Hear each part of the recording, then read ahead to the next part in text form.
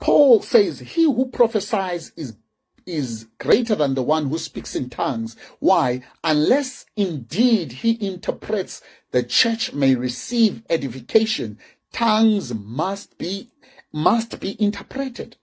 I know that when we are in the churches and we're praying, it is not wrong for you to be praying in tongues in the church, because you're not praying to the whole congregation, but just praying to yourself. You are edifying the inner man. But when it is a gathering, the ones that are, when there's a hush, there's a time of quiet, and that tongues is spoken over, and those are called public tongues. That person must speak in tongues and they must pause. And usually with my experience is that that person will speak in tongues and they will pause, and there will be another person that will interpret the tongues.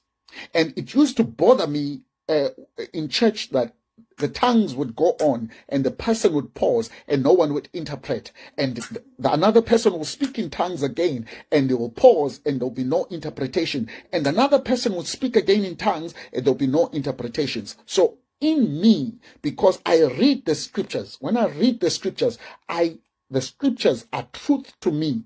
So I went back to the Holy Spirit and I said, Lord, there should be a person that is interpreting the spirit, interpreting the tongues. If there is no person, and I was praying in the spirit and asking the Holy Spirit that to give me interpretations, so I can pray in tongues and I can interpret the tongues for myself. And sometimes I'm carried in the spirit in a church gathering where I can interpret the tongues, not in my own understanding, not in my own wisdom, but the spirit. Because when you activate that gift on your own, the Holy Spirit will use you in a public place. So in a situation, in my case, where there was only people that were speaking in tongues, there were no interpretations, but because the Spirit had been teaching me this off air and I'd been using it, because of frequency, you are now given the grace